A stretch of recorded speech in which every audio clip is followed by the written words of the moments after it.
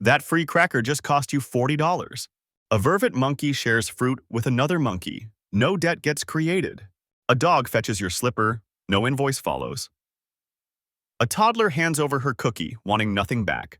But you take one free sample and somehow end up at checkout. What if that free thing settled a debt you never agreed to? This video breaks down the free sample effect, the exact psychology retailers, drug reps, casinos, and apps use to turn free into guaranteed profit. Most of us think free samples are just kindness, a little generosity from a store that wants us happy. It's not kindness. It's a calculated debt trigger, and once it fires, walking away costs more than money. Think about the streaming trial you forgot to cancel, the casino chip that turned into real cash, the encyclopedia volume still gathering dust on a shelf. Each one started the exact same way: free. In 1916, Clarence Saunders opened the first Piggly Wiggly and let customers touch and taste products before buying. His internal memos called it breaking the ice of ownership. Costco found something wild. Shoppers who accepted a food sample were up to 6 times more likely to buy that product. Sample stations sit less than 10 feet from the shelf. That gap isn't convenience. It's a countdown before the feeling fades. A 2000 study in the Journal of the American Medical Association found doctors who got free drug samples kept prescribing that brand for months, even when cheaper generics existed. Amazon's Subscribe and Save works the same way. Once a box lands on your porch, canceling feels like a loss, not a saving. Nevada. Gaming data shows every $1 of free slot credit generates $3.47 in real money wagered. Netflix set its free trial at 30 days on purpose. Internal testing showed anything under 21 days wasn't long enough to build a habit. Spotify's free tier isn't really a sample. It's built on random ad interruptions, the same unpredictability that makes slot machines addictive. Free samples can spike a product's sales by 2,000% on the day they're handed out, but 70% of that lift vanishes within a week. Door-to-door encyclopedia salesmen used to leave Volume A in the house for free, no matter what. Britannica's own manuals called it orphaning the set. None of this is random. 9 different industries, 9 different products, and every single number points at the same unpaid debt. So what actually fires inside your brain the second your hand closes around something free? The culprit has a name: reciprocity.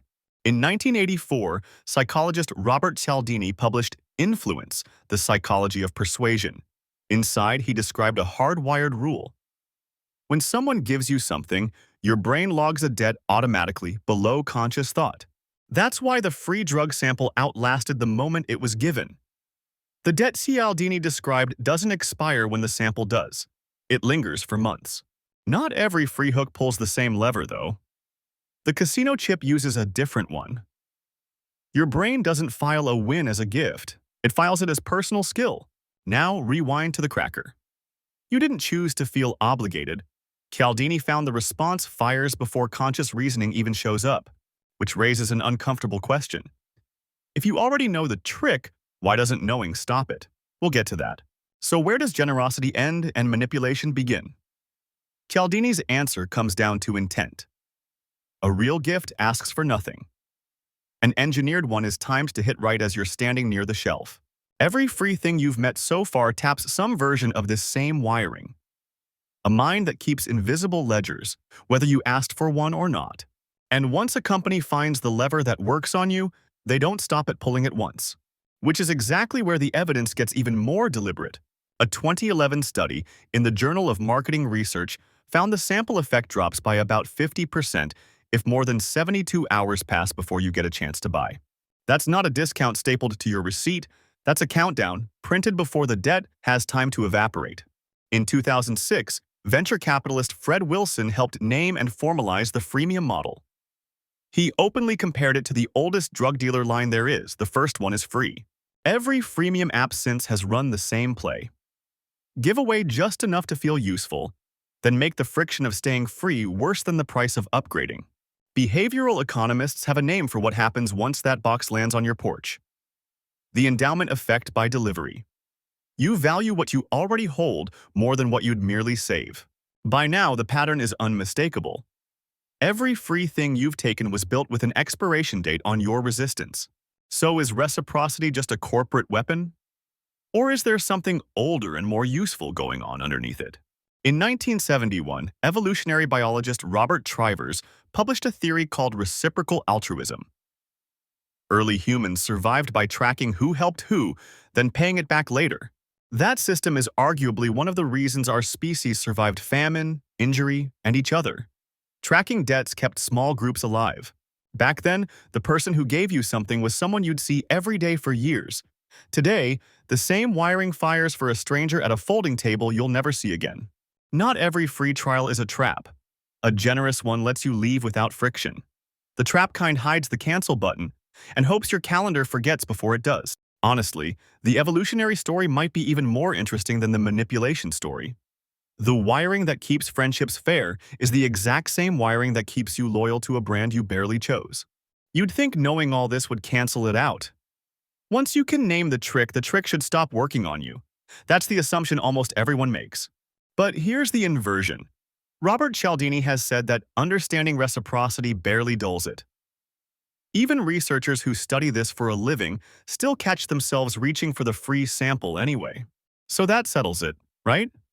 The evolutionary story explains everything. We just live with a mismatch and move on. Well, not quite. Some people eat every Costco sample and walk away guilt-free every single time. The threshold varies, and no current model predicts whose reciprocity flips into suspicion instead of obligation. And sometimes a gift backfires completely. A sample that feels too big, too sudden, can make you trust the product less, not more. Psychologist Jack Bream named this in 1966. Psychological reactance. When a gift feels too big or too pushy, the brain's threat system overrides the debt system entirely. A cracker converts you in seconds. A drug sample can sway a prescription for months. A casino chip can undo a birthday's worth of savings in one sitting. Same trigger. Wildly different half-lives. Nobody has a clean model for why one debt fades in 72 hours and another lingers for months. The decay rate itself seems to depend on the size of the ledger, not just the size of the gift. Companies don't need the full model to profit from the gap. Fred Wilson said it outright in his own blog post. He wasn't being subtle. The first one is free, same as the oldest drug dealer line there is. So the mystery isn't whether reciprocity is real, it's why it grabs some of us by the throat and slides right off others like water. We're the only species that took an ancient survival glue, something that once held small tribes together and turned it into a global sales instrument. Remember that streaming trial you forgot to cancel? That's not laziness. That's the endowment effect by delivery. Once something's in your life, canceling it feels like losing something, not saving anything. Remember the casino chip that turned into real money? Your brain never filed that as a gift. It filed it as a win you personally earned, which is exactly why walking away felt impossible. Remember the encyclopedia volume still sitting on a shelf somewhere? Britannica's trainers called it orphaning the set, an incomplete thing your mind can't quite let rest. Maybe the real question isn't why retailers exploit reciprocity. Maybe it's why a species smart enough to name the trick still can't fully outthink it. That cracker at the register was never free. It was a debt, paid before you ever knew you owed it. So next time someone hands you something for nothing, what exactly are you agreeing to? If this changed how you shop, subscribe.